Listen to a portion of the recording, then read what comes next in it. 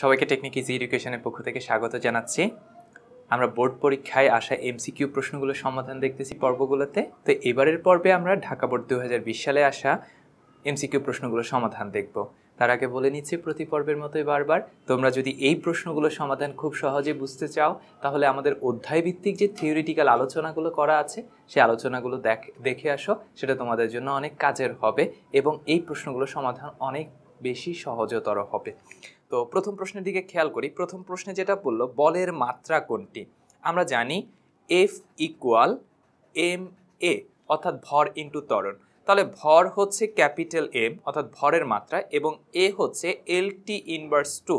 তাহলে বলের মাত্রা হচ্ছে MLT ইনভার্স 2।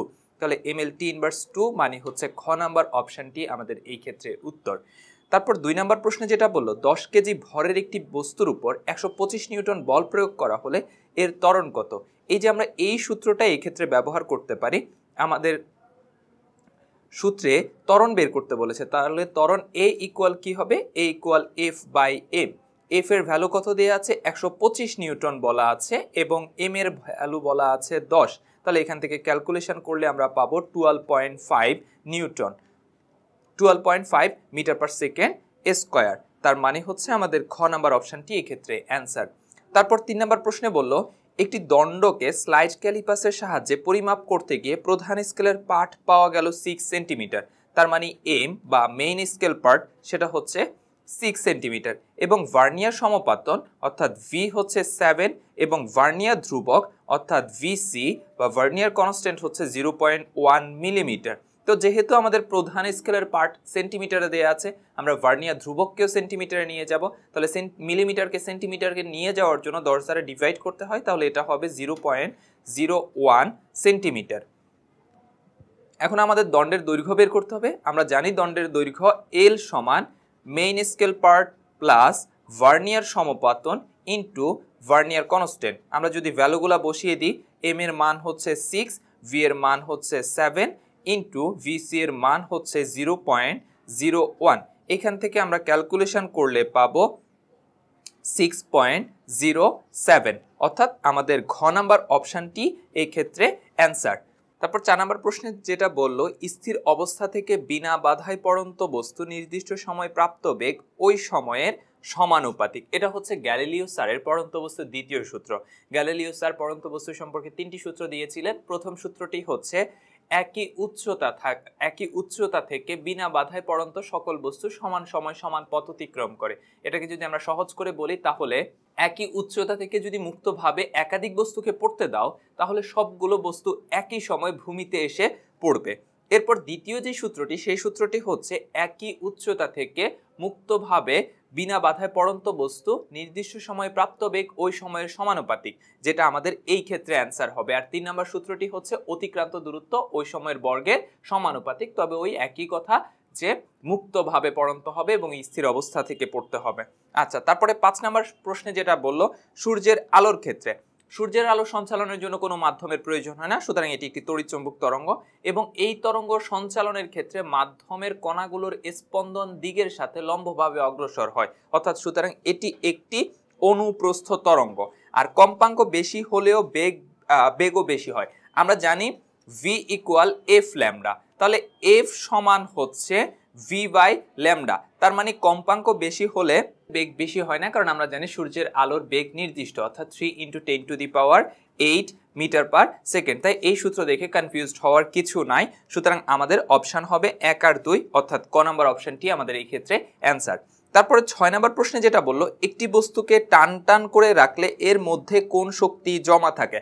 আমরা জানি কোন একটা বস্তুকে যদি তার স্বাভাবিক অবস্থা বা অবস্থান থেকে পরিবর্তন করা হয় তখন বস্তুর মধ্যে যেই শক্তি সঞ্চিত হয় বা কাজ করা যে সামর্থ্য অর্জন করে তাকে বিভব শক্তি বলে। সুতরাং আমরা যদি একটা বস্তুকে ধনুকের মতো টান টান করি অথবা গুলতির মতো টান টান করি তাহলে এর মধ্যে আসলে বিভব শক্তি সঞ্চিত হয়। সুতরাং এই ক্ষেত্রে অ্যান্সারটি হচ্ছে খ। এরপর আমরা যদি 7 নম্বর প্রশ্নের দিকে খেয়াল করি, 7 নম্বর প্রশ্নে বললো করিম তার বিদ্যালয়ে বার্ষিক ক্রীড়া প্রতিযোগিতায় 30 মিটার ব্যাসার্ধের একটি বৃত্তাকার ট্র্যাক একবার ঘুরে আসলে এর সরণ হবে। অর্থাৎ এরকম একটা বৃত্তাকার পথে সে পুরোটা একবার ঘুরে যেখানে ছিল সেখানে এসেছে। আর আমরা জানি সরণ মানে হচ্ছে আদি বিন্দু ও শেষ বিন্দুর মধ্যবর্তী সরলরৈখিক দূরত্ব। যেহেতু সে যেখান থেকে যাত্রা শুরু করেছে সেখানেই এসে থেমে গিয়েছে, সুতরাং আসলে তার সরণ 0। সুতরাং এই ক্ষেত্রে অ্যান্সার হচ্ছে ঘ।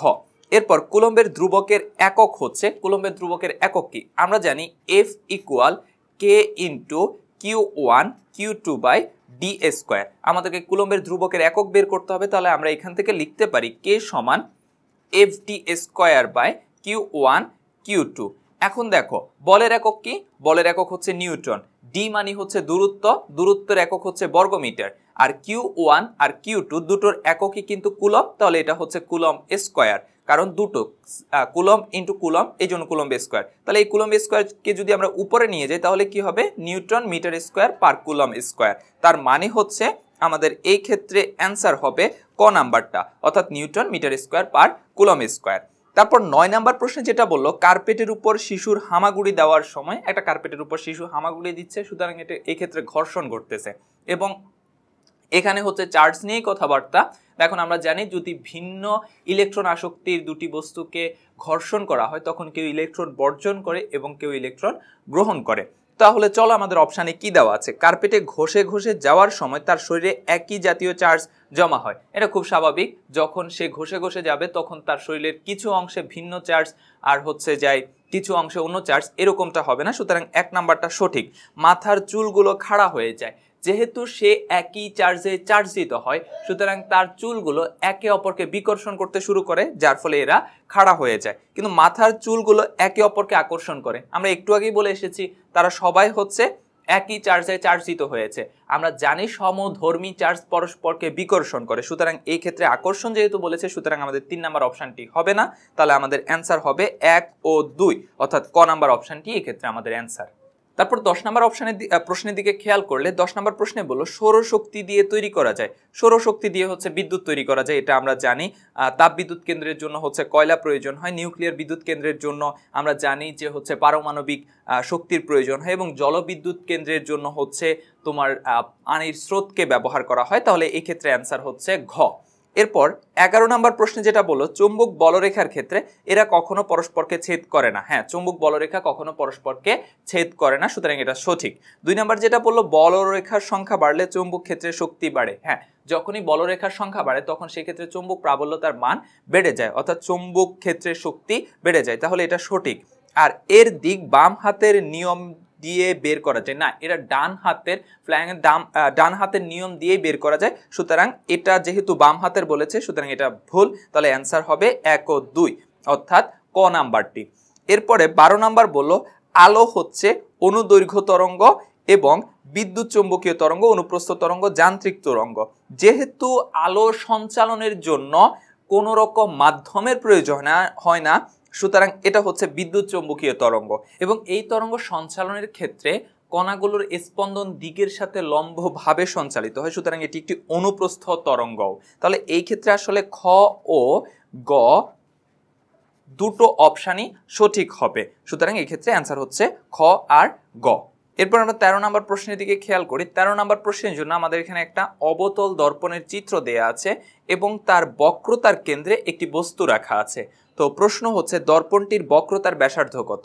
দেখো আমাদের এখানে ফোকাস দূরত্বের মান দেওয়া আছে 10 সেন্টিমিটার, অর্থাৎ এফ সমান হচ্ছে 10 সেন্টিমিটার।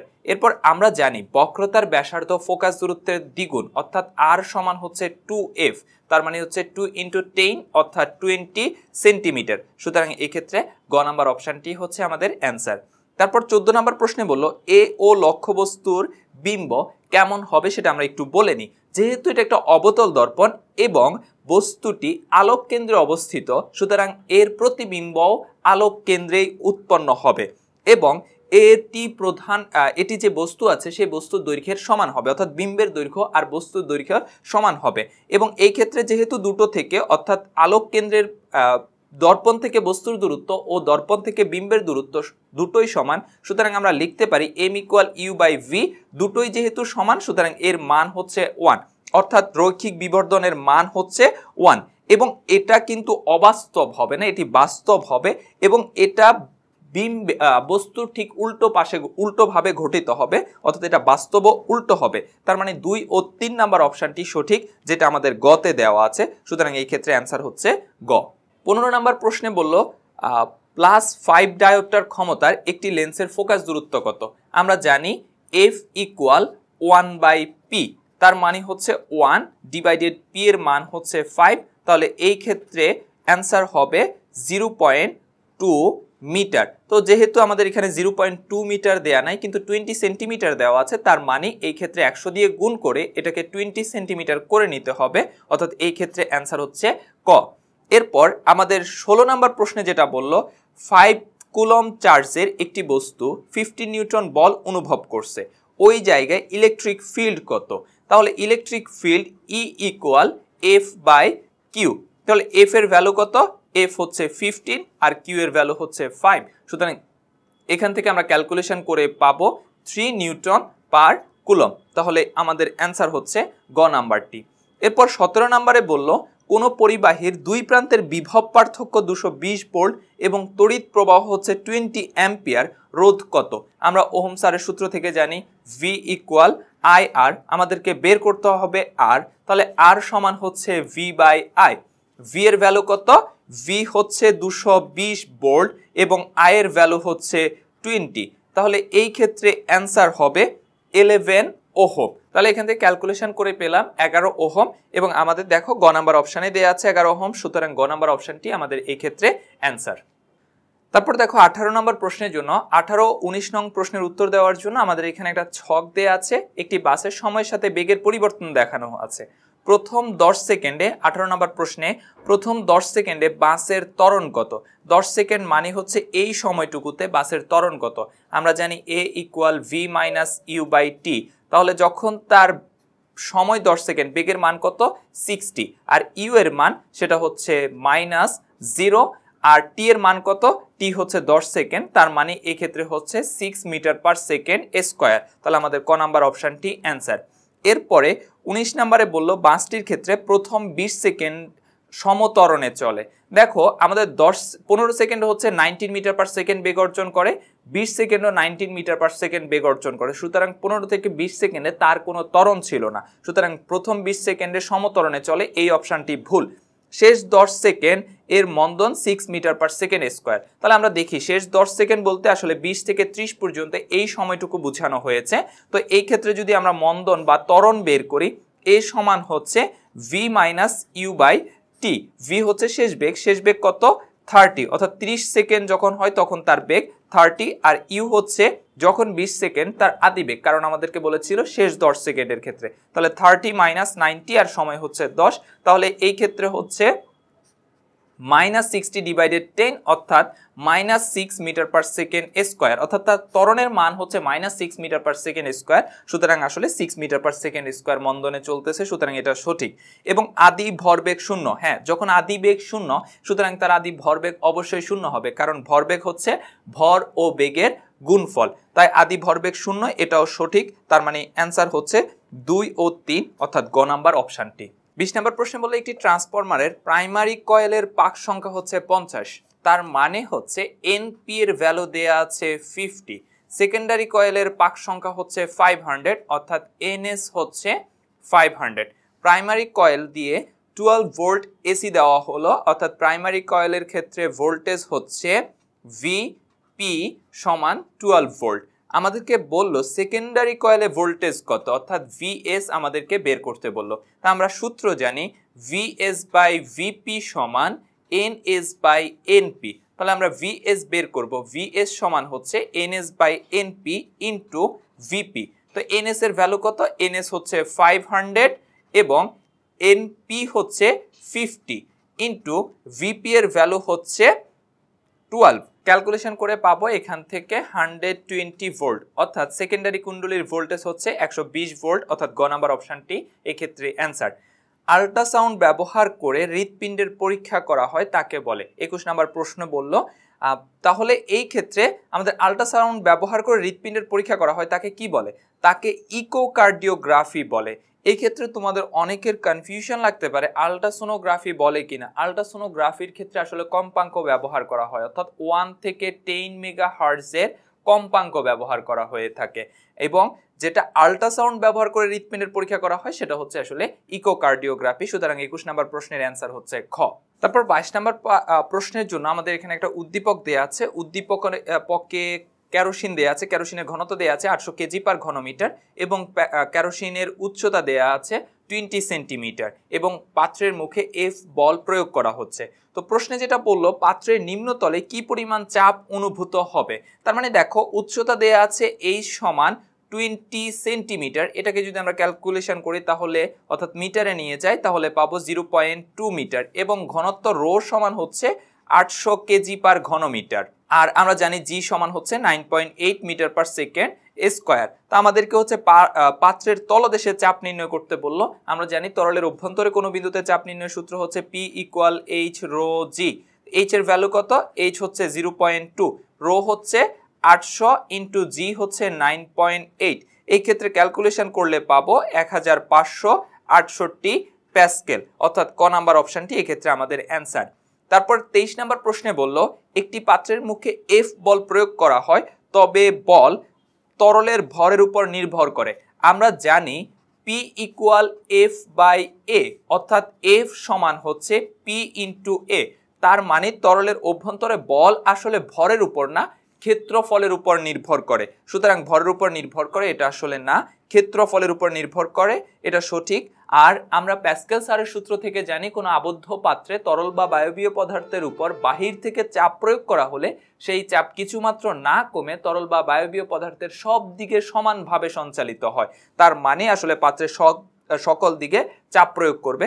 তাহলে 2 ও 3 এইটাই সঠিক। সুতরাং আমাদের অ্যান্সার হচ্ছে গ। 24 নম্বর প্রশ্নের জন্য আমাদের একটা চিত্র দেয়া আছে, তরঙ্গের চিত্র। তো এই ক্ষেত্রে দেখো আমরা তরঙ্গ দৈর্ঘ্য কাকে বলে? তরঙ্গ দৈর্ঘ্য হচ্ছে সমদশা সম্পন্ন দুটো বিন্দুর মধ্যবর্তী যে দূরত্ব তাকে তরঙ্গ দৈর্ঘ্য বলে। তার মানে হচ্ছে এইখানে যে কণাটা আছে তার সমদশা সম্পন্ন কণা কোনটি? এইখানে যে কণাটা আছে সেটি। এইখানেরটাকে আমরা বলতে পারবো না, কারণ এই ক্ষেত্রে তরঙ্গ নিচের দিকে যাচ্ছে, এই ক্ষেত্রে তরঙ্গ উপরের দিকে যাচ্ছে, আর এই ক্ষেত্রে তরঙ্গ উপরের দিকে যাচ্ছে। সুতরাং এই দুটো বিন্দুর মধ্যে যেই দূরত্ব সেটা হচ্ছে তরঙ্গ দৈর্ঘ্য, বা একটি পূর্ণ স্পন্দন সম্পূর্ণ হতে প্রয়োজনীয় দূরত্ব। এবং এই ক্ষেত্রে সময় কত?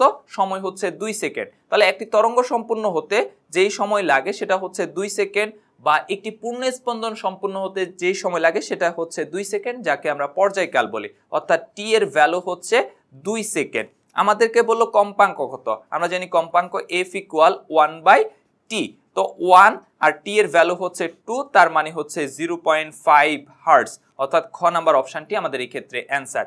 এরপর 25 নাম্বার প্রশ্নে আমাদের একটা সার্কিট দেয়া আছে, যেই সার্কিটে 3টা রোধ দেয়া আছে 1 ওহমের, এবং বলল বর্তনীতে তড়িৎ প্রবাহ কত, আর বর্তনীর ভোল্টেজ দেয়া আছে 6 ভোল্টেজ। তো এর জন্য আমাদের প্রথমে যেটা করতে হবে বর্তনীর রোধ বের করতে হবে, তুল্য রোধ।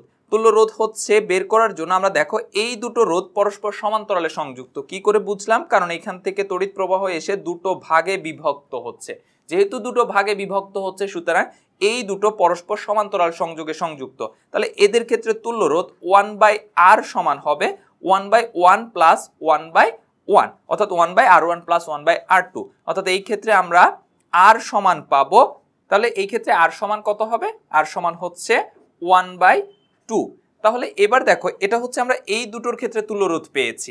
এখন দেখো আমরা যদি এই বর্তনীটাকে নতুন করে আঁকি তাহলে কিন্তু কিছুটা এরকম দাঁড়াচ্ছে। এই দুটোর তুল্যরোধ হচ্ছে 1/2 আর প্লাস হচ্ছে 1। তাহলে আমরা যদি এটার ক্ষেত্রে ইকুইভ্যালেন্ট রেজিস্ট্যান্স বা তুল্যরোধ বের করি, সে R সমান হচ্ছে, যেহেতু এই দুটো শ্রেণী সংযোগে সুতরাং 1/2 প্লাস 1। তার মানে ক্যালকুলেশন করলে আমরা পাবো 2 লসাগু এবং 1 প্লাস 2, অর্থাৎ 3/2। এটা হচ্ছে আমাদের আর এর ভ্যালু। আমাদেরকে বললো তড়িৎ প্রবাহ বের করতে। আমরা জানি I = V/R। তাহলে V এর ভ্যালু কত? V এর ভ্যালু আমাদের এখানে দেওয়া আছে 6 ভোল্ট, আর R এর ভ্যালু হচ্ছে 3/2। তাহলে আমরা এখান থেকে পাবো 4 অ্যাম্পিয়ার। সুতরাং এই বর্তনীর ক্ষেত্রে তড়িৎ প্রবাহ হচ্ছে 4 অ্যাম্পিয়ার, যেটা আমাদের গ নাম্বার অপশানেই দেয়া আছে। এটাই আমাদের অ্যান্সার। আশা করি সবগুলো প্রশ্নই বুঝতে পেরেছো। পরবর্তী পর্ব দেখার আমন্ত্রণ রইল। ধন্যবাদ সবাইকে।